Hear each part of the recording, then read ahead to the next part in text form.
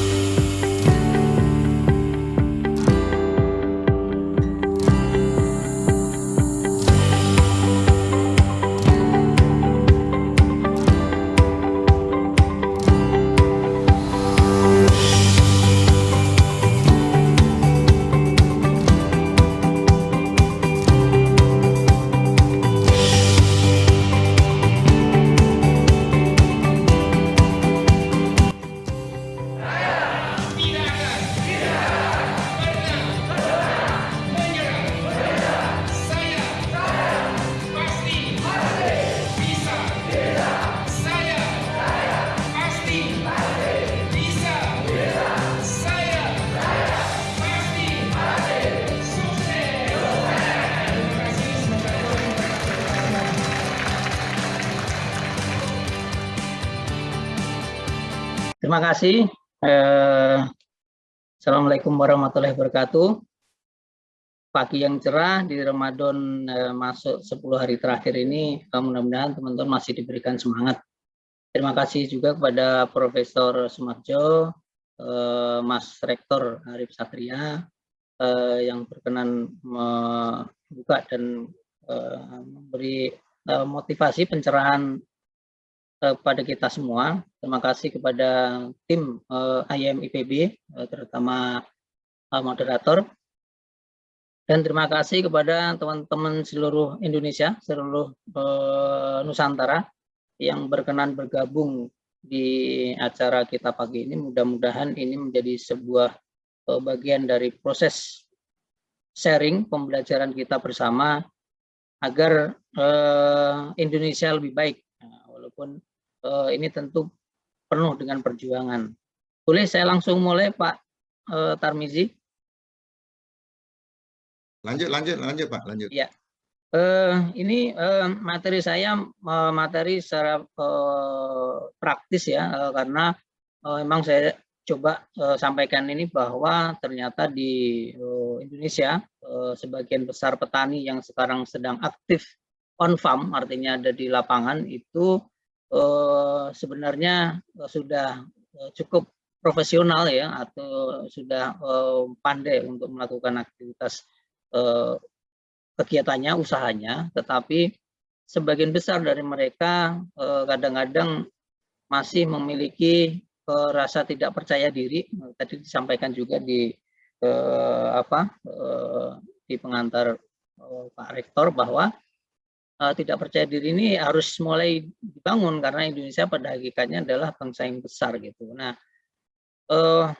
peran ke depan ini saya sampaikan nanti. Peran ke depan salah satunya adalah bagaimana mencoba membuat kanal terkait dengan pemasaran produk di on farm, di lapangan, agar memiliki beberapa akses cara memasarkan gitu. Jadi tidak hanya ke pasar induk, tidak hanya ke pasar becek, tidak hanya ke pasar modern, tetapi juga melalui jalur digital marketing. Setelah saya ini yang penting adalah nanti adalah peran Mas Indra yang sebagai pemateri yang akan menyambungkan permasalahan-permasalahan yang mungkin saja kami hadapi. Nah, ini mungkin sebuah kolaborasi yang cantik atau istilahnya yang ciamik, karena yang saya kelola ini bersama masyarakat sebagian besar adalah tipe-tipe jadul atau generasi sebelumnya. Mudah-mudahan ini menjadi sebuah wadah supaya ke depan permasalahan-permasalahan seperti kami ini bisa terselesaikan dengan salah satu kanal melalui digital marketing. Mohon izin saya akan tampilkan apabila ada yang tidak jelas nanti ada sesi di penjelasan lebih lanjut. Nah, ini produk pangan ini sebenarnya lebih umum karena saya coba concern kepada hortikultura dan dan buah ya, karena memang selain itu juga ada produk pangan seperti ya beras ya, jagung, kemudian porang dan lain sebagainya. Mungkin di sesi lain nanti akan kita bahas. Nah, ini saya coba akan sampaikan pengalaman kami bagaimana saat menghadapi pandemi COVID ya per bulan April tahun lalu. Alhamdulillah memang sempat menguat ya permintaan produk hortikultura dan buah ini, karena memang posisi masyarakat tidak banyak bisa keluar rumah, banyak pasar yang juga sempat ditutup gitu, permintaannya sangat besar. Tapi lama-kelamaan sebenarnya kembali kepada titik semula ya, standar.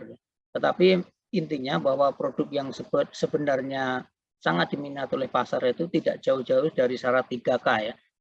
Satu dari kualitasnya, kemudian kontinuitasnya, dan kuantitasnya. Nah, mudah-mudahan ini nanti menjadi sebuah gambaran bagaimana kami melakukan sebuah proses ini dari pemberdayaan yang kita lakukan kepada masyarakat petani, khususnya ini di sekitar Cipanas, Cianjur, yang memerlukan akses pasar ke Jabodetabek gitu. Nah, ini saya tadi sudah diperkenalkan, kita skip aja. Nah, siklus sederhana dari proses pemberdayaan masuk ke akses pasar ini kurang lebih kami memulai. Halo? Share screen-nya. Sorry.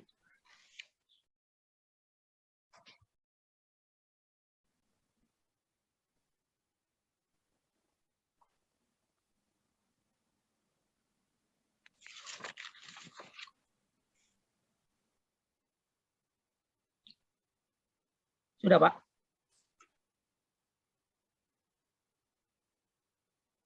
Tampil full screen aja, Pak.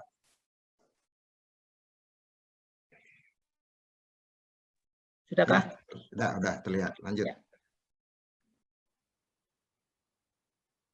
Ya, pada dasarnya siklus sederhana yang kami lakukan adalah dari mulai proses pemberdayaan di lapangan, karena memang masyarakat juga masih perlu pendampingan ya, sehingga mereka bisa melakukan suatu proses produksi ini menjadi sesuatu yang standarnya cukup baik gitu, sehingga bisa menciptakan produk yang kualitasnya juga bagus gitu. Ke depan bagaimana mengatur kontinuitas ke pasar juga itu perlu kita masukkan, karena sebagian besar petani juga maunya misalnya ya punya lahan sekitar 1/4 hektar, itu sekali tanam sekali panen, sekali tanam sekali panen gitu, jadi tidak mau ribet. Ternyata mereka membutuhkan pendampingan bahwa sebenarnya kalau punya 1/4 hektar itu bisa panen minimal 3 kali secara rutin ya, minimal seminggu bisa 2 kali gitu. Dengan cara apa? Dengan cara sistem tanamnya bergilir gitu. Sistem tanam bergilir artinya nanti sistem panen bergilir, sistem pengambilan produk juga bergilir. Ternyata dengan konsep itu ada kelebihan dan kekurangannya. Sepanjang pengalaman kami banyak kelebihannya karena produk yang dihasilkan jauh akan lebih punya kualitas dan kontinuitas untuk masuk ke pasar. Ini yang kami lakukan gitu.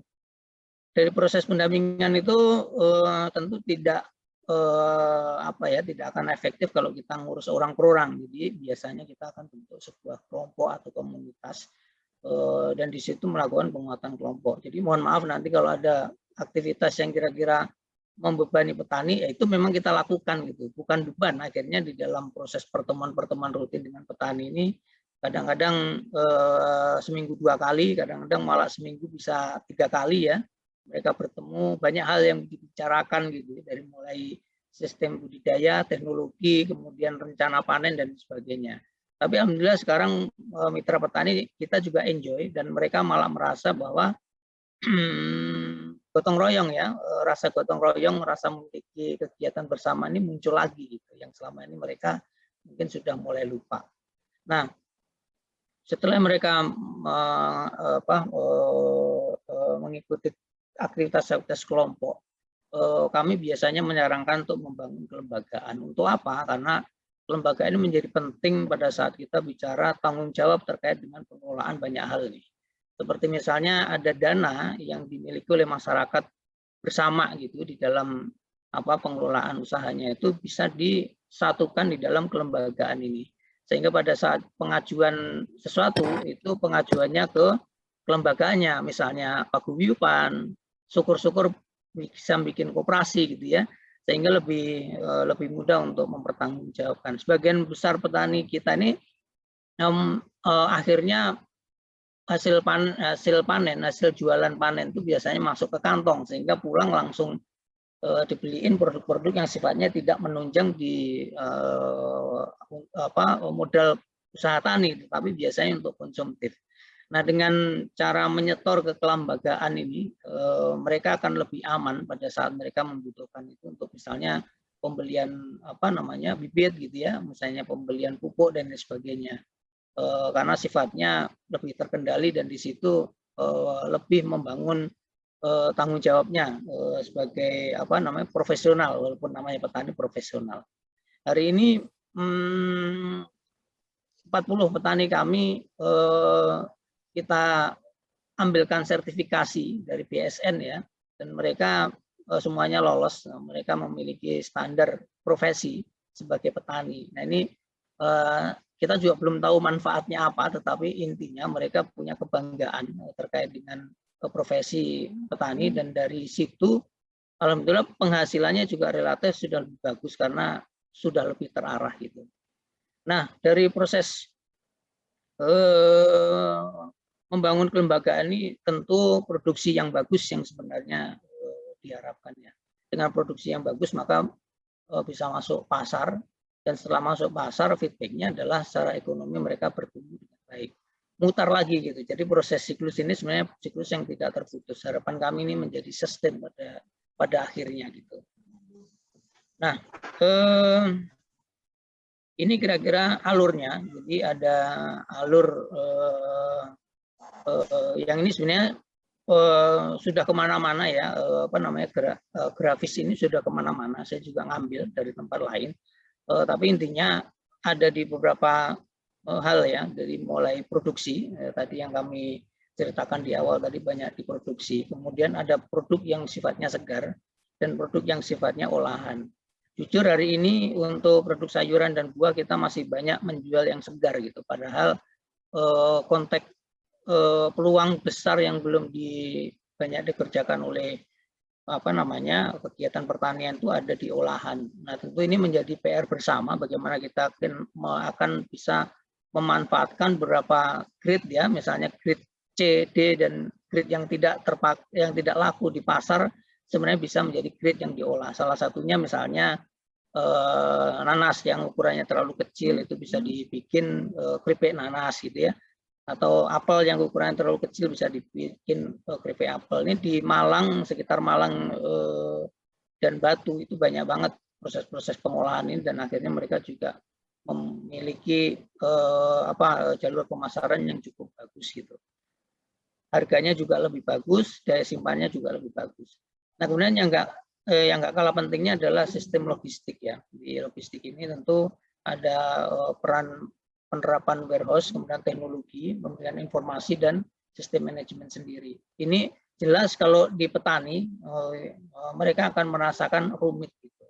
Kalau bahasa Jawa bilangnya angel, angel gitu. Artinya memang belum sampai ke sana gitu. Logistik ini tentu akan diurus oleh kelompok tersendiri, atau mungkin kalaupun petani ya petani memang ngurusi logistik, jadi tidak bisa mereka masuk ke wilayah produksi. Nah, ini cita-cita bersama. Nah, mudah-mudahan ke depan packaging house, kemudian logistik atau warehouse-nya pertanian seperti terminal-terminal agribisnis itu bisa digiatkan kembali dan fungsinya memang kembali seperti fungsi semula. Nah, yang lain adalah supply. Nah, supply ini hari ini banyak banget yang sebenarnya sudah diuntungkan pada saat kita mau berbicara ke digital marketing. Banyak sekali kurir-kurir yang sekarang mulai bertumbuhan ya, karena memang fungsi supply-nya terasa betul dan dibutuhkan, bahwa ke depan petani tidak usah pusing untuk memikir bagaimana produknya bisa sampai kemana-mana gitu.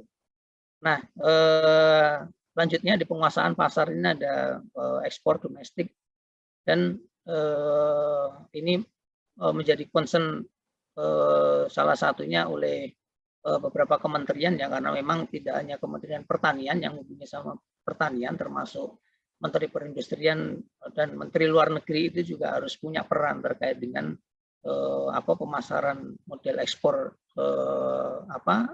model ekspor impor ini. Nah, saya sebenarnya akan mengulas perbagian ya, seperti yang tadi untuk on farm-nya, di proses produksinya. Itu beberapa hal yang ya Mbak Wilis. Baik, ini salah satunya di produk komoditas berbasis kawasan atau penyatuan petani berbasis komoditas ini juga menjadi salah satu solusi barangkali yang bisa dipakai, karena ini nanti juga akan membuat ciri khas dari lokasi tersebut menjadi menjadi lebih terkenal. Seperti kalau kita ingat ubi Cilembu, ya sebagian memang wilayahnya ada di Cilembu, sehingga tidak akan sulit untuk mencari produk ini. Seperti wortel ya yang di Brastagi itu juga sentra produksi wortel terbaik di Indonesia gitu ya. Saya rasa ini juga mesti menemukan komoditas-komoditas unggulan di masing-masing tempat. Nah, ini ada reorganisasi kelompok gitu. Kalau zaman dulu mungkin ada PKUD, terus ada lagi Gapoktan yang tidak aktif gitu. Mohon maaf lahir batin, harus diaktifkan kembali, tetapi bisa jadi formatnya mesti format yang baru ya, format yang baru. Mungkin di dalamnya juga akan berisi anak-anak muda yang mungkin akan mengolah sedikit konsep manajemen on farm-nya, gitu. Sehingga proses selanjutnya pada saat pendampingan ini kita sudah selesai, mereka bisa tetap berjalan dengan baik gitu. Nah, ada merawat standar budidaya yang tadi sertifikasi uji kompetensi, terus kemudian ada penyiapan saprotan seperti membuat kios online gitu ya, bikin rumah kompos dan sebagainya itu perlu dilakukan gitu. Kemudian ada aplikasi teknologi, hari ini beberapa contoh seperti pengampu digital marketing, ada beberapa memang yang masuk ke petani agar membantu petani menyelesaikan permasalahan dengan cara membuat apps, walaupun tidak mudah. Nah, maka ini kan perlunya generasi muda untuk ikut terlibat di dalam proses on farm. Kemudian pencapaian GAP, Good Agriculture Practices, itu agar kebun atau lokasi lahan yang dikerjakan itu juga memiliki standar yang cukup, karena Dinas Pertanian membutuhkan itu, sehingga pada saat mereka mau melakukan sebuah aktivitas kolaborasi ataupun kerjasama itu sudah lebih maju ya, tidak hanya ketemu petani yang notabene belum memiliki model gitu. Nah, mudah-mudahan dengan alur ini on farm ini bisa meningkatkan produktivitasnya dan memberikan kelancaran penyiapan produk-produk yang sebenarnya dilakukan. Ini penting karena selama ini sebagian besar informasi hasil pertanian itu sangat sulit untuk diperoleh ya. Kecuali kita memang setiap hari harus berusukan ke on farm, sehingga akan tahu si Bapak A misalnya atau lahan ada di mana itu akan panen bawang merah sekian ton pada hari apa gitu dan lain sebagainya. Kalau di negara maju tentu ini sudah ada seperti itu. Jadi kalau pasar menginginkan produk tertentu, tinggal lihat saja tuh, misalnya butuh bawang merah jumlah sekian, jenisnya apa, itu di base datanya biasanya mereka sudah bisa menemukan itu, tinggal mendatangi atau kontak sehingga bisa dikirim gitu. Nah, biasanya ini kelihatannya lebih simpel, tetapi Indonesia saya rasa perlu untuk mulai membuat baseline data seperti ini. Nah, ini di pendekatan olah produksi, jadi produksi komoditas yang bentuknya segar itu masih dominan ya, mungkin masih di atas 60%, walaupun produk segar yang diambil 60% itu juga sebagian besar mungkin sebenarnya bukan masuk ke grade A gitu. Jadi ada beberapa grade, ada B itu masih bisa masuk ke pasar induk, masih bisa masuk ke pasar tradisional gitu. Yang C ini kadang-kadang masuk ke pasar basah pun susah gitu. Sehingga kadang-kadang membutuhkan proses olahan atau proses pemecahan permasalahan terkait dengan produk-produk tersebut. Masih banyak sekali ya, kayak sekarang permintaan seperti sayur yang di slice gitu, kemudian dibekukan gitu. Kemudian seperti permintaan hari ini alpukat misalnya, produk alpukat pada saat banjir harganya murah gitu, tapi sering sekali nggak terolah dengan baik, akhirnya busuk dan sebagainya. Ini perlu handling produk-produk segar ini menjadi produk olahan. Nah, ini ada sertifikat yang perlu dikejar, kemudian kemasannya juga tentu menjadi permasalahan di packaging house-nya. Kemudian dengan melakukan banyak hal ini tentu kita berharap peningkatan kualitas dari produk-produk tersebut. Pak Moderator mau diingatkan kalau waktunya sudah mau habis ya. Dan produksi ini masuk ke logistik, jadi kelola kartu stok opening ini yang saya bilang tadi, banyak sekali petani yang tidak mampu untuk melakukan ini karena memang ini memerlukan sistem manajemen tersendiri. Nah, ini langkah indahnya ya kalau kita punya basic data dan penanganan ini lebih lebih komprehensif. Karena seperti di Amerika itu kalau orang petani jagung, dia tidak akan kesulitan pada saat mereka memanen dan menyimpan gitu, karena ada beberapa silo yang disiapkan oleh mereka sendiri maupun silo yang disiapkan oleh pemerintah, itu terbuka untuk diakses itu, sehingga produknya bisa saja pada saat barang murah itu tidak dikeluarkan tapi disimpan di dalam silo. Nah, target dari penanganan logistik ini sebenarnya agar produk menjadi aman gitu, tidak cepat rusak. Nah ini supply, supply ini tentu ada hubungannya dengan satu bagaimana sistem pengemasan, kemudian terkait dengan armada supply sendiri agar terjadi kesinambungan sistem ya, artinya atau supply chain-nya lebih bagus atau lebih tertata dengan rapi dan benar gitu, karena dengan produk yang sudah tertata rapi dan benar ini, proses supply-nya juga akan jauh lebih mudah gitu. Nah, ini ada proses digital transformasi. Jadi yang sebelumnya kami berawal dari empowering dari mulai proses pemberdayaan. Sebenarnya sama ya, ini konsepnya sama. Jadi dimanapun, mau itu karyawan, mau itu pengusaha, mau itu sebenarnya petani, itu tetap memerlukan keberdayaan. Jadi berdaya itu juga salah satunya arti dari bagaimana merdeka ya, merdeka menentukan sikap sendiri gitu, sehingga pada saat mereka ingin melakukan sesuatu yang lebih bagus, itu ada kanal-kanal bisa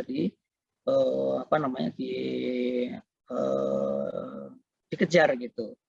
Nah, ini nanti mungkin sama Mas Indra dibahas juga, tetapi mungkin tidak secara persis seperti ini, tapi beliau akan memberikan beberapa solusi, termasuk bagaimana membuat perubahan sebuah produk menjadi lebih nampak bagus atau lebih nampak menarik gitu.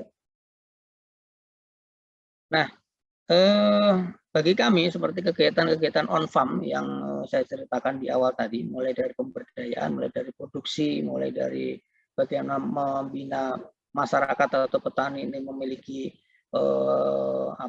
PSK dari perubahan sikap, perilaku, keterampilan dan lain sebagainya, kami masih membutuhkan mitra-mitra kerjasama.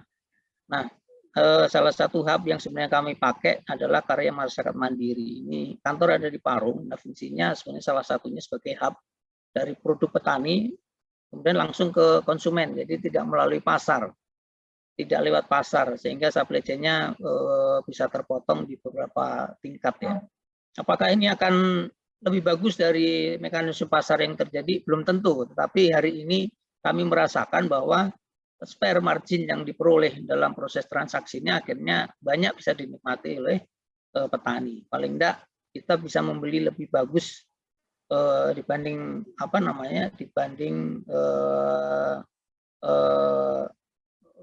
pedagang pasar membeli ke mereka. Nah, ini kan sesuatu yang baik ya, karena walaupun luas lahannya tidak seberapa, tetapi hasil produknya karena kualitasnya bagus, hasil dari pendampingan, kemudian hubnya dilakukan oleh semacam kami, Karya Masyarakat Mandiri, kemudian ke konsumen juga datang lebih cepat ya. Biasanya order dilakukan 2 hari sebelumnya, itu kita barang sampai subuh, kemudian jam 10, jam 11 biasanya sudah sampai ke konsumen, jadi produknya masih sangat segar.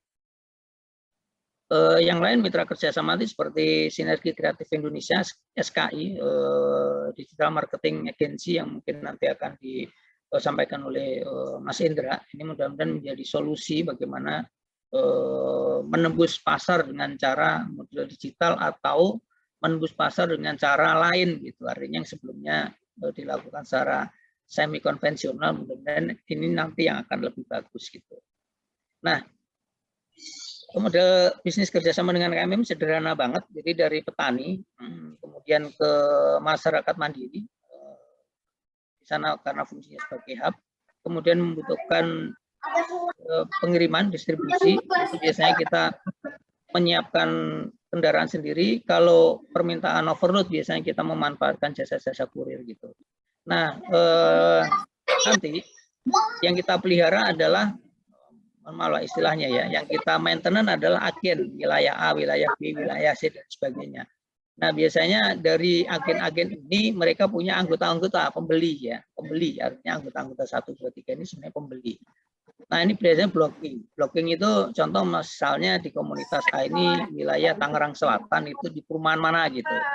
Jadi satu orang di perumahan itu biasanya mengkoordinir anggota-anggota 1, 2 atau pembeli-pembeli 1, 2, 3 ini, kemudian mereka pembeliannya mengirim kepada kami mengirim kepada petani. Dari petani dipanen, dikemas, kemudian dikirim kepada kami mengembalikan proses order tadi sesuai dengan list yang dikirim oleh para agen tadi.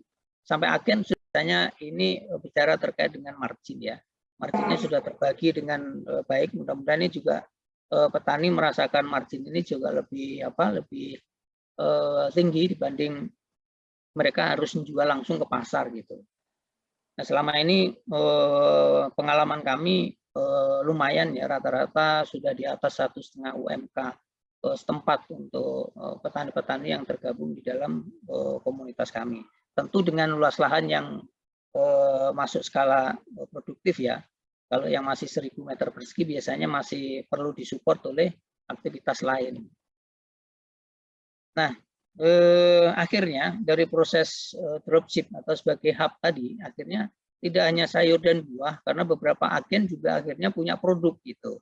Nah, mereka biasanya satu agen ini menitipkan produknya ke kami, ke hub, ke KMM, atau karya masyarakat mandiri, kemudian di-blasting juga ke konsumen yang lain, sehingga selain kita menjual atau mengirim produk, kita juga menerima produk supaya produk ini juga masuk ke dalam link besarnya kita dan itu bisa dibaca oleh orang lain. Ada beberapa produk yang cukup banyak permintaan, salah satunya adalah beras Brilian Sae, ini beras yang non residu pestisida, ini permintaannya juga terus meningkat ya seiring dengan kesadaran masyarakat terkait dengan kesehatan. Ada juga produk madu dari mitra dampingan kita, ada lagi buah naga yang musiman, kemudian nanas dan sebagainya. Nah, ini gambaran tempat yang kami lakukan ya di Cipanas, itu ada greenhouse untuk proses produksi dan uji coba. Biasanya ada uji coba pupuk gitu, ada uji coba hormon, enzim dan sebagainya, ada juga untuk produksi. Nah, untuk petani-petani di luar greenhouse ya, yang memang nanam di terbuka, nah kita ada kontrak karena ada permintaannya kan tidak menggunakan pestisida kimia ya. Kemudian solusi untuk mengurangi serangan hama, terutama hama-hama penyakit, itu kita menyiapkan tudung gitu. Jadi kerudung, yang di kerudung itu yang di bawah ya, yang di bawah kiri itu contoh yang sebenarnya biasa banget mereka lakukan, tapi mereka enggan karena memang setelah produknya dikerudungin gini harganya sama gitu. Maka ini masalah. Tapi setelah kita kasih kerudung, kemudian kita beli dengan harga lebih bagus, mereka bersemangat untuk nanam di dalam kerudung ini. Nah, produknya juga relatif lebih bagus dan aman dari residu pestisida. Nah, yang di atas ini, ini proses pengemasan. Dulu mereka tidak biasa mengemas dalam bentuk begini ya. Mereka biasanya udah masukin karung, kirim ke pasar, masukin karung, kirim ke pasar. Harganya murah ya, karena memang di pasar juga masih disortir kembali. Nah, di sini mereka melakukan sortir, kemudian melakukan proses pengemasan, jadi bentuknya jauh lebih cantik. Nah, ini harganya udah mulai bagus, maka margin di sini layak mereka dapatkan lebih bagus dibanding jual langsung ke pasar. Nah, ini model kunjungan kunjungan dari agen. Jadi agen kita yang ada di Jabodetabek itu kita ajak ke petani langsung gitu. Pak, apa nggak khawatir ketahuan harganya? Nggak masalah bagi kami.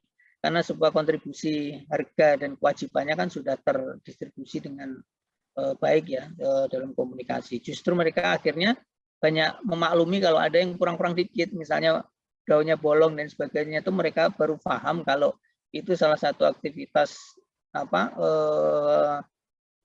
serangga yang memang butuh makan gitu. Jadi istilah hamanya jadi lebih berkurang karena dikerudungi, sehingga yang serangga yang masuk tidak terlalu banyak ya, ada beberapa bolong-bolong dikit masih mereka maklumi. Dan mereka komunikasikan juga kepada konsumen mereka, akhirnya juga tidak banyak komplain terkait hal itu. Ini salah satu cara ya bagaimana mengkomunikasikan sebenarnya kelemahan produk, tetapi karena memang komunikasinya bagus, menjadi sebuah solusi gitu. Nah ini sebelum pengiriman ini juga ada armada khusus ya. Kami siapkan ada 3 mobil seperti ini untuk merayap di Jabodetabek gitu untuk mengirimkan produk-produk kepada agen. Pak Jody, waktunya 5 menit lagi ya. Siap, sedikit lagi ini juga.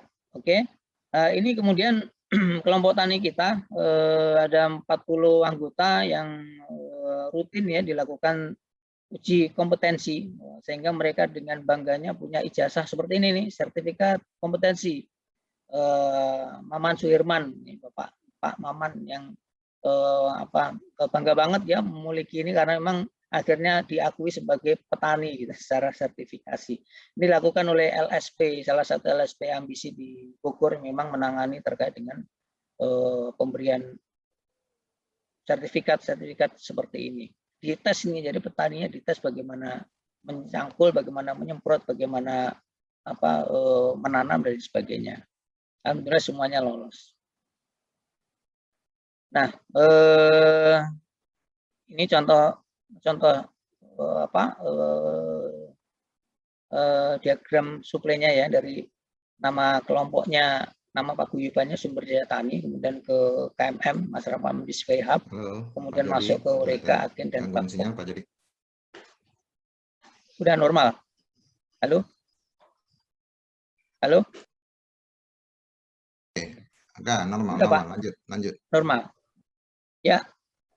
Nah, ini aktivitas kami setiap pagi di hub ya, di dropship di Parung.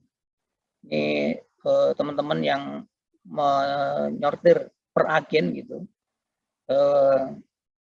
Hari ini tidak sebanyak ini ya. Hari ini tidak sebanyak ini pada saat pandemi permintaannya memang melonjak hampir 4 kali lipat karena memang waktu itu beberapa pasar lockdown gitu. Tapi mudah-mudahan ini juga produk-produknya sudah mulai diterima oleh masyarakat dan masyarakat punya pilihan untuk memilih mana yang berkualitas, mana yang produknya bagus-bagus saja.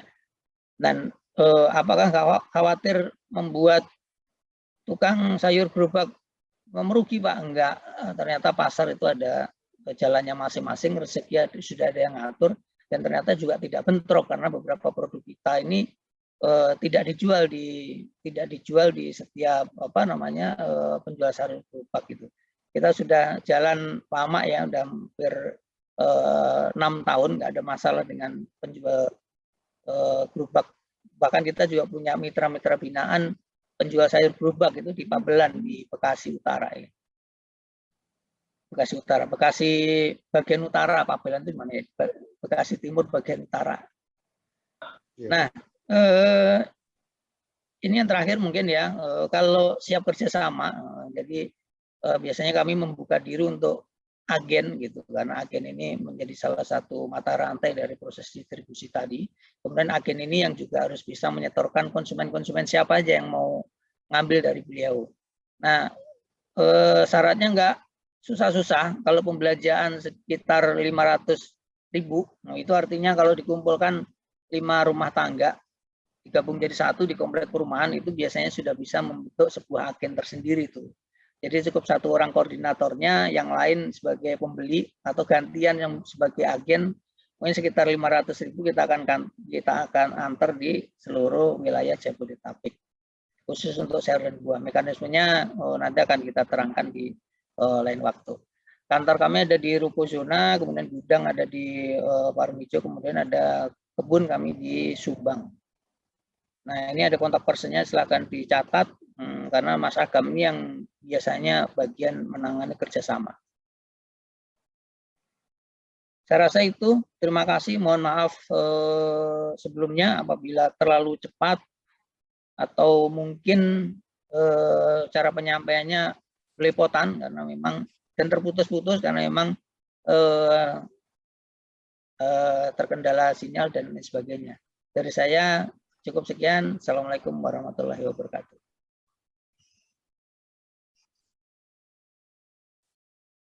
Monggo Pak Tar.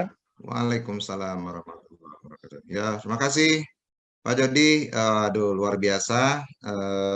Memang waktu kita singkat sekali. Nah, ini butuh serial edukasi khusus ini. Bagaimana pola kemitraan agribisnis dari penyedia input, on farm, kemudian off farm ya, pengolahan hasil, dan penyedia jasa pendukung yang mendukung suksesnya sistem agribisnis yang dikembangkan oleh karya masyarakat mandiri, dompet duafa.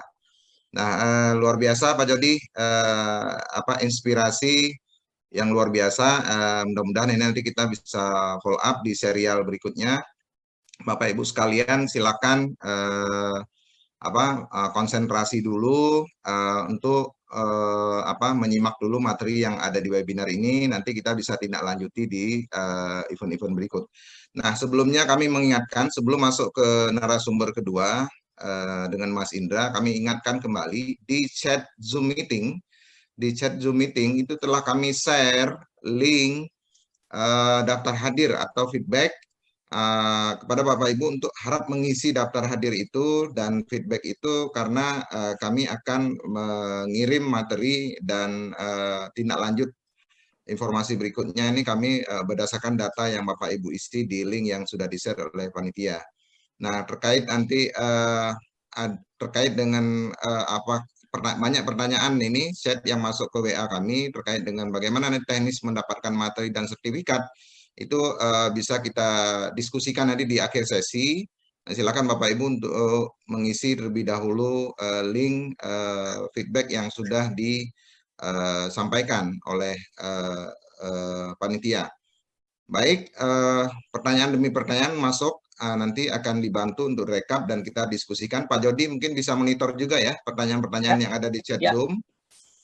Poin-poin, karena kesempatan kita ketemu memang terbatas, tapi nggak apa-apa, biar tambah kangen dengan IMIPB. Jadi kita akan ketemu dengan seri-seri berikutnya di setiap pekan, ada 2 pekan sekali di bulan setelah Lebaran nanti. Baik, luar biasa insight. Kita tidak bahas dulu apa yang telah disampaikan oleh Pak Jody. Ini luar biasa. Sisi lain dari model agribisnis yang dikembangkan oleh pemerintah, kemudian perusahaan dan lain-lain, karena ada unsur pemberdayaan di dalamnya. Baik, kita persilakan kepada Mas Bro Indra ini mentor digital marketing saya. Saya 15 tahun kerja di konsultan dan perusahaan BUMN. Akhirnya saya terjun berbisnis dan mengabdi di kampus di Pusat Inkubator Bisnis Indonesia. Saya akhirnya belajar digital marketing dari Bro Indra ini. Mas Indra, silakan Mas Indra dari Sinergi Kreatif Indonesia untuk naik ke panggung.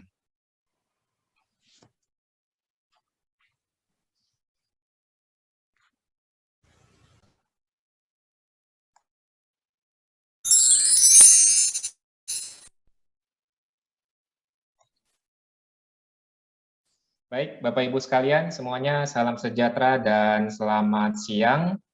Terima kasih sebelumnya Pak Tarmidi. Salam hormat untuk Ketua IMIPB, Prof. Sumarjo, kemudian juga senior-senior dari IMIPB, ada Pak Tarmidi, Pak Jody, kemudian Pak Roni, Bu Evi, teman-teman semua, dan tentu saja juga Bapak Ibu hadirin sekalian yang pada hari weekend ini, Sabtu hari, di tanggal 8 Mei ini telah meluangkan waktunya yang berharga untuk bersama-sama kita belajar. Jadi materi pertama telah disampaikan dengan sangat baik oleh Pak Jody. Saya akan menyambung, diminta oleh panitia untuk menyampaikan materi tentang strategi pemasaran produk pertanian melalui digital marketing. Jadi di video sudah dijelaskan sedikit Bapak Ibu. Saya alumni IPB dari Komunikasi dan Pengembangan Masyarakat, kemudian juga dari Manajemen Bisnis IPB University juga. Jadi dari mahasiswa sejak tahun 2008 sampai sekarang saya menjalankan usaha di bidang minuman teh siap saji dengan branding Your Tea. Jadi Bapak Ibu dari dulu sampai sekarang saya belum pernah bekerja. Makanya kalau di CV saya tidak ada pengalaman kerja karena memang belum pernah bekerja sama sekali. Jadi dari mahasiswa sampai sekarang fokus berwirausaha. Kemudian juga sejak pandemi ini, bersama teman-teman yang satu visi mendirikan Sinergi Kreatif Indonesia, yaitu bergerak di bidang digital marketing. Jadi kami membantu banyak sekali UMKM-UMKM untuk mengembangkan pemasarannya melalui digital marketing. Nah, sebelum kita masuk materi, karena sudah agak siang, tadi sudah ada Prof. Marjo, Pak Arief, kemudian Pak Jody menyampaikan materi, supaya ice breaking sedikit, Bapak Ibu silakan kita main tebak-tebakan sedikit. Nah, nanti di akhir sesi ada games, quizzes. Ini kita mulai dulu dengan permainan yang sederhana, Bapak Ibu, yaitu tebak gambar. Gampang sekali. Silakan bagi Bapak Ibu yang mau menjawab, tinggal menjawab di kolom chat saja, ya. Nah, clue-nya adalah transportasi. Silakan. Udah kelihatan belum nih? Nah, ini udah kelihatan nih moncongnya. Kira-kira apa ya? Ini gambar apa, Bapak Ibu? Wah, udah ada yang jawab nih. Truk, bis, kereta, kereta. Ya, rata-rata udah benar. Jadi ini adalah gambar kereta api. Oke, berarti masih konsentrasi semuanya. Lanjut. Yang kedua, clue-nya adalah hewan, Bapak Ibu. Nah, apakah ini? Sudah mulai kelihatan? Wah, hebat-hebat semua nih, ya. Hamster. Betul. Oke, terakhir. Nah, yang terakhir gambar ketiga, bagi Bapak Ibu yang jawabannya tepat akan diberikan gift produk dari Yorti. Nah, silakan. Hati-hati ya, ini pertanyaannya berhubungan dengan tebak gambar transportasi. Silakan yang paling cepat. Nah, udah kelihatan? Kapal selam, kapal, perahu, getek, sampan, getek, kapal induk, perahu. Ada lagi? Kita buka lagi. Masih belum ada yang benar. Apakah kira-kira? Wah, banyak sekali yang jawab. Rakit, kano, perahu, rakit. Belum ada yang benar. Lagi Bapak Ibu. Wah, itu udah ada yang jawab benar tuh. Ya, kita lihat jawabannya ada. Jeng, jeng, jeng, jeng. Nah, ini pertanyaan jebakan. Ini sepedanya Pak Tarmidi nih, cemplung ke dalam air. Ya, jadi jawabannya adalah sepeda. Bagi yang jawabannya benar, nanti mendapatkan hadiah produk dari Yorti. Oke, itu sedikit ice breaking supaya Bapak Ibu bisa kembali konsentrasi. Kita mulai masuk materi Bapak Ibu. Kalau Bapak Ibu lihat di layar handphone ataupun laptop Bapak Ibu, ini adalah gambar dinosaurus. Bapak Ibu lihat, dinosaurus sekarang masih ada nggak? Nggak ada. Kenapa? Dinosaurus sudah punah. Kenapa dinosaurus punah Bapak Ibu? Karena dinosaurus tidak bisa beradaptasi dengan lingkungan. Nah, padahal kita lihat kecoa itu hidupnya di zaman yang sama dengan dinosaurus. Tapi kecoa kenapa masih ada? Karena kecoa bisa beradaptasi. Jadi kata kuncinya adalah beradaptasi Bapak Ibu. Seperti yang tadi disampaikan oleh Pak Rektor. Bagaimana kita harus memiliki future practice. Kita harus memiliki growth mindset. Di era pandemi ini, banyak sekali perusahaan-perusahaan yang tidak bisa beradaptasi, akhirnya tutup bangkrut. Nah, kita harus ya belajar bagaimana caranya supaya beradaptasi. Salah satunya kita harus mulai melek digital, Bapak Ibu. Ya, makanya sejak 1 tahun terakhir dari Maret 2020 sampai sekarang banyak sekali orang-orang yang belajar ilmu digital marketing. Kenapa? Karena kita susah untuk bertemu tatap muka dengan online. Nah, saya yakin di sini banyak ibu-ibu dari Aceh sampai Papua. Kalau belanja sekarang rata-rata apa? Pasti lewat marketplace, lewat Shopee, Tokopedia, Bukalapak, dan sebagainya. Ya, secara tidak langsung, pandemi ini membuat kita melek digital, Bapak Ibu. Nah, gampangnya apa sih digital marketing itu, Pak Indra? Jadi digital marketing ini adalah segala sesuatu yang menghubungkan kita secara digital. Dan mengapa kita harus go digital, Bapak Ibu? Ya, ada 5 faktor yang membuat kita harus mulai melek digital marketing. Yang pertama yaitu zaman sudah berubah. Nah, kita tahu nih, zamannya mungkin Prof. Sumarjo, nah itu kan dulu pasti handphonenya apa? Besar-besar. Ya, saya hidup di zaman mulai handphone pertama saya itu Nokia, Bapak Ibu. Nokia 3315. Jadi kalau dulu handphone, kalau saya naik kendaraan umum, itu saya sengaja bunyikan ringtone-nya, bunyinya titiridit, titiridit, titiridit. Nah, kenapa? Supaya ketahuan, wah saya punya handphone. Nah, saya hidup di zaman handphone Nokia 3315.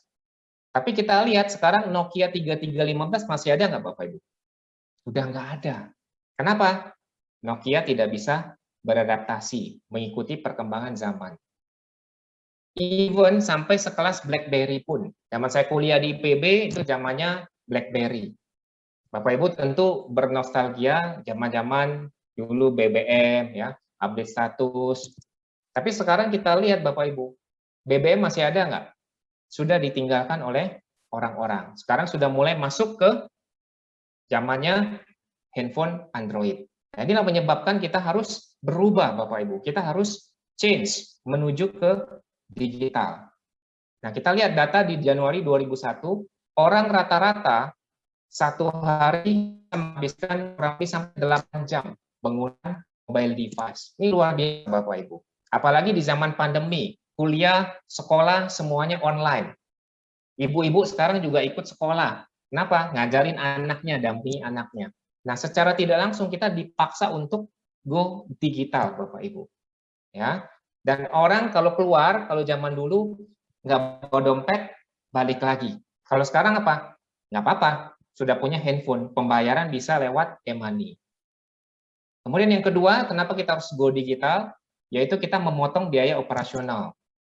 Nah, ini luar biasanya, kita nggak perlu, kalau saya buka toko di daerah Darmaga, ya hanya terbatas, harus buka toko, biayanya investasi 50 juta sampai 100 juta, berat biayanya. Tapi dengan online, kita tokonya online, tidak butuh biaya sewa ruko, sewa tempat, kemudian gaji karyawan, dan seterusnya. Jadi dengan adanya go digital ini, kita bisa memotong biaya operasional. Yang ketiga, kita menjangkau lebih banyak konsumen. Kalau toko, saya kebanyakan di daerah Bogor. Kalau di Bogor saja, itu tidak bisa menjangkau wilayah Jakarta, Bekasi, Depok, dan seterusnya. Tapi dengan adanya digital ini, kita bisa menjangkau lebih banyak konsumen di seluruh wilayah di Indonesia. Kemudian yang keempat, waktu dan lokasi kerja yang efisien, Bapak Ibu. Nah, tadi yang seperti disampaikan Prof. Arief, kita sekarang meeting cukup di depan laptop saja, cukup di depan layar handphone kita. Kita sudah bisa menjangkau seluruh wilayah di Indonesia, bahkan dunia. Kemudian yang terakhir, tentu saja kemudahan transaksi, Bapak Ibu. Ya, jadi dengan adanya go digital, dengan adanya satu handphone kita saja, kita bisa belanja online, belanja apapun cukup dari satu genggaman handphone kita. Ya. Nah, konsepnya belajar digital marketing sederhana, Bapak Ibu. Konsepnya hanya 3, yaitu pengulangan, kemudian komitmen melakukan, dan konsisten 1-6 bulan. Nah, jadi, yang nanti saya akan sharingkan sederhananya adalah gampangnya tinggal diulang-ulang, kemudian Bapak Ibu komitmen melakukan, dan konsisten 1-6 bulan. Karena semuanya butuh proses, ya, tidak ada yang instan, kecuali mie instan. Kemudian, apa sih syarat produk bisa dipasarkan secara digital marketing? Nah, ada 4 syaratnya Bapak Ibu. Yang pertama, Bapak Ibu mempunyai produk yang unik. Nah, produknya berbeda dibandingkan produk sejenis kompetitor, sehingga produk kita banyak dicari orang. Kemudian yang kedua, kita harus mempunyai cukup pasar. Nah, pasarnya harus dicek dulu apakah ada yang mau membeli produk atau jasa kita. Yang ketiga adalah sedikit kompetitor. Nah, tentu saja kalau sudah red ocean market, apalagi sekarang black ocean market, samudra merah atau samudra hitam, kita sulit untuk memasuki pasar tersebut. Jadi, carilah market yang masih blue ocean. Blue ocean itu artinya Bapak Ibu masih, kalau kita ke pantai, lautnya itu biru. Pesaingnya masih sedikit. Sehingga apa? Kalau pesaingnya masih sedikit, nah produk atau jasa kita itu lebih gampang untuk naik. Kemudian yang keempat, ketemu supplier yang tepat. Ya. Nah, untuk lebih jelasnya kita akan praktek langsung. Saya akan share. Misalkan ya, Bapak Ibu kalau belanja itu pasti carinya di mana kira-kira? Di Google salah satunya. Sekarang saya akan tampilkan Google.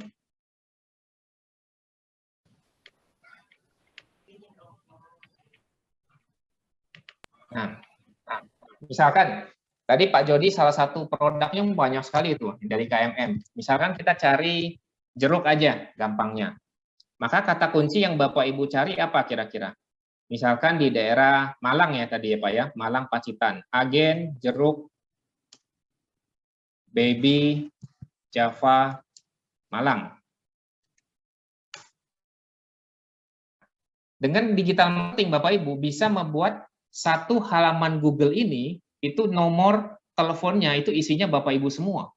Bapak Ibu lihat ya, saya mencari agen jeruk baby Java Malang. Nomor teleponnya berapa?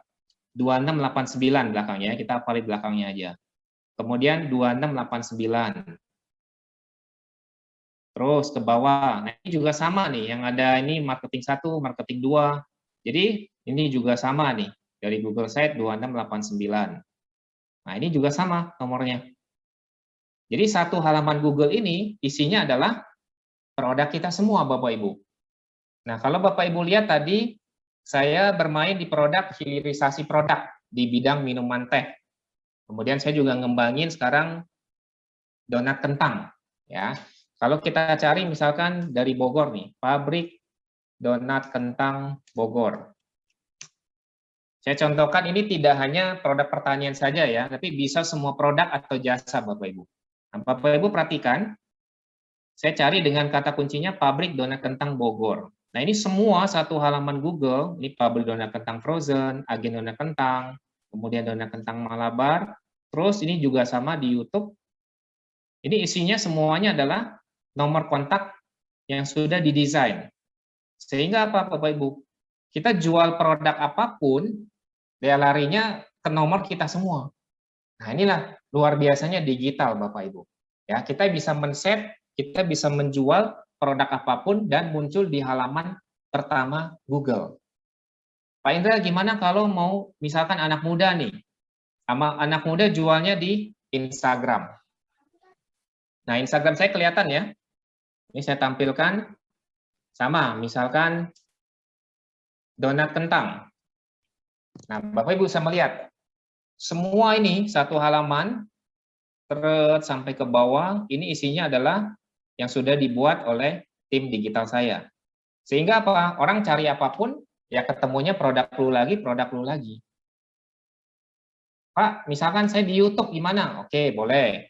Kita buka YouTube. Tadi misalkan apa lagi? Tadi pabrik donat kentang Bogor. Nah, sama ya semuanya. Bapak Ibu lihat nomornya 1357, 1357. Terus ribuan video isinya semua tentang produk atau jasa kita. Ya. Nah, begitupun sama. Misalkan tadi kita jual jeruk, agen jeruk baby Java Malang. Nah, sama nggak nomornya? Sama semua Bapak Ibu. 0672, 0672, 0672, 0672, 0672. Oh, terus sampai ke bawah. Nggak berhenti-berhenti. Akhirnya apa? Ya, Bapak Ibu kan carinya di Google, kemudian di YouTube, di Instagram, atau di Facebook, atau sekarang kalau generasi Z, carinya mereka di TikTok, Bapak Ibu. Jadi TikTok itu bukan hanya joget-joget saja, Bapak Ibu, tetapi juga bisa kita jualan produk atau jasa kita. Nah, inilah yang perlu kita pelajari bersama-sama. Yang penting Bapak Ibu tahu dulu nih, konsep atau logika, cara berpikirnya. Orang mencari segala sesuatunya pasti di Google. Ya, sama tadi di chat ada yang menanyakan tentang jahe. Sama, kita tinggal cari apa? Misalkan petani jahe di daerah mana yang banyak? Misalkan di daerah Jawa Timur. Nah, maka akan muncul konten-konten yang kita sudah siapkan, itu bisa muncul di halaman pertama. Sehingga inilah yang tadi seperti yang Pak Jody sampaikan, inilah yang menjembatani Bapak Ibu, ya, antara petani atau komunitas petani dengan konsumen. Jadi Sinergi Kreatif Indonesia ini membantu komunitas petani yang kesulitan untuk menjangkau konsumen. Nah, konsumen apalagi di era industri 4.0 ini, mereka mencarinya di mana? Ya pasti di Google, di Instagram, di Facebook, di YouTube, sekarang di TikTok. Nah, dengan mereka mengetikkan kata kunci yang sudah mereka cari, maka produk atau jasa kita itu muncul teratas di halaman 1 Google, Facebook, Instagram, YouTube, TikTok, dan ada sekitar 30-an platform lainnya Bapak Ibu. Nah, inilah logika cara berpikir alur yang Bapak Ibu harus pahami dulu. Jadi semuanya sekarang orang cari segala sesuatu pasti di Google. Nah, sehingga apa? Kalau produk kita tidak ada di Google, berarti apa? Ya, kita kesulitan untuk mengembangkan pemasaran kita secara digital. Ya, jadi kuncinya Bapak Ibu harus go digital itu pertama Bapak Ibu harus cari dulu produk yang unik. Nah, kayak tadi jeruk baby Java itu kan sebenarnya jeruk peras, benar nggak? Cuman supaya dibilang kelihatan keren, nah digentilah jeruk baby Java. Terus nama kotanya itu juga bisa di-set. Jeruk baby Java Bogor. Nah, jadi misalkan di sini ada petani tadi dari daerah misalkan Kalimantan. Nah, Kalimantan produknya ada apa nih? Ya, nah itu juga bisa kita kembangkan. Kita bisa buat link di Google, di YouTube, Facebook, Instagram, TikTok, sehingga nanti muncul di halaman pencarian pertama, Bapak Ibu.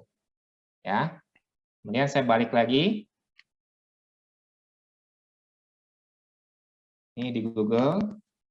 Nah, itu bisa kita riset, Bapak Ibu. Produk-produk apa yang saat ini sedang tren. Kita bisa memanfaatkan alat dari Google, yaitu Google Trend. Misalkan, ini misalkan nggak produk pertanian ya. Saya kasih contoh yang produk sekarang sedang turun. Kalau dulu sedang zaman booming-boomingnya. Yaitu apa? Ini bapak-bapak pasti pernah pakai ini. Batu akik, Bapak Ibu. Ya, kita bisa cari batu akik dari 2004 sampai sekarang. Trennya bagaimana? Nah, kelihatan nggak? Jadi batu akik itu boomingnya dari 2014 sampai dengan 2016 saja. 2 tahun. Sekarang sudah nggak ada pasarnya. Jadi sekarang apa Pak? Pasar yang lagi ngetren nih Pak Indra. Nah, kalau ibu-ibu nih pasti tahu nih produk kecantikan yang sekarang lagi booming. Saya sebut merek aja, misalkan produknya MS Glow. Salah satunya Mas Gilang itu bisa beli pesawat jet pribadi harganya ratusan miliar karena jualnya apa? Produk yang lagi tren, yaitu serum. Kita lihat ya. Nah, dari 2004 sampai sekarang, mana hasil grafiknya Bapak Ibu? Luar biasa, ya, karena semua orang ingin tampil cantik dan ganteng. Maka orang butuh serum, produk kecantikan. Trennya lagi naik. Produk pertanian Pak Indra, oke kita tes. Misalkan apa? Janda bolong tanaman ya. Kita bisa cek. Nah, luar biasa. Nah, ini menarik nih. Dari kita coba saya rubah dari 5 tahun terakhir. Ternyata janda bolong udah mulai turun. Nah, ini awal-awal pandemi ya, 2020 nih bulan April, Mei itu bulan naik, terus puncak-puncaknya bulan September, sekarang udah mulai turun. Jadi bagi Bapak Ibu yang ingin berbisnis komoditas tanaman janda bolong, tanaman hias, nah berarti jangan masuk, karena trennya sudah turun. Kalau di perikanan gimana Pak Indra? Kita coba cek ikan cupang. Nah ini banyak juga yang koleksi ikan cupang. Nah sama ya, ikan cupang juga sempat naik, tapi sekarang trennya sudah mulai turun. Nah ini semuanya adalah kita memanfaatkan digital Bapak Ibu. Kita tidak perlu, kalau survei market ya, survei market tuh bayarnya mahal. Tapi secara online, kita bisa memanfaatkan alat dari Google, bernama Google Trend, ini kita manfaatkan secara gratis. Bahkan Bapak Ibu, di Google ini juga bisa menampilkan wilayah-wilayah mana yang pembeliannya paling banyak. Nah, ini interestnya paling tinggi. Ternyata di Kalimantan ya paling tinggi. Kemudian juga di Sumatera Selatan, di Lampung, di Bangka Belitung, Bengkulu. Jadi kalau kita mau jual ikan cupang, nah juallah di kota-kota yang ada di sini. Ya. Contoh produk apa lagi nih?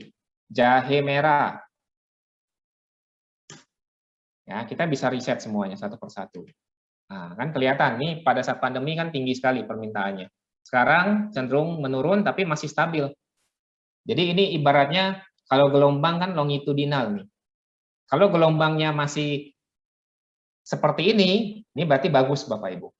Tapi kalau sudah datar kayak tadi, itu berarti peminatnya sudah mulai sedikit dan ya kita jangan masuk ke pasar ini. Ya, jadi semua produk Bapak Ibu bisa kita riset. Sebelum kita launching produk kita, lakukanlah dulu riset pasar. Seperti yang tadi saya sampaikan, kita cari produk yang kompetitornya masih sedikit. Dan carilah yang lagi tren Bapak Ibu. Jangan kalau kita ibaratnya naik perahu, tadi kan di pertanyaan ada yang jawab perahu tuh, tebak gambar. Maka carilah perahu yang arusnya satu jalan Bapak Ibu. Jangan kita melawan arus. Kalau melawan arus gimana? Susah mendayungnya. Tapi kalau kita di arus yang sama, apalagi arus yang lagi kenceng, nah kita perahunya kita diam aja, kita ikut arus bisa. Ya, paham ya logika berpikirnya. Kemudian apalagi nih kira-kira produk yang lagi booming saat ini ya. Nah, itu semuanya bisa kita riset. Baik itu produk atau jasa, Bapak Ibu. Ya. Jadi silakan nanti Bapak Ibu melakukan riset marketing, alatnya melalui Google Trend. Ini bisa ketahuan produk atau jasa kita kira-kira peminat pasarnya masih banyak atau tidak. Oke. Kemudian saya balik lagi ke PowerPoint saya. Jadi kuncinya ada 4 Bapak Ibu. Yang pertama, strategi memasarkan produk secara digital. Produknya harus unik. Kenapa saya bisa menjual sampai ke 37 kota, sampai 200 outlet lebih? Karena produknya unik. Orang nggak tahu kan, Your Tea itu apa, tapi orang carinya adalah waralaba teh, franchise teh, bisnis teh, peluang usaha saat pandemi. Nah, itu yang dipasarkan dengan kata kuncinya. Kemudian yang kedua, kuncinya adalah pasarnya harus ada. Yaitu dengan kita melakukan riset digital marketing. Yang ketiga, Bapak Ibu carilah yang masih sedikit kompetitornya, supaya kita produknya lebih gampang untuk naik pembeliannya. Kemudian jangan lupa untuk mencari supplier yang tepat.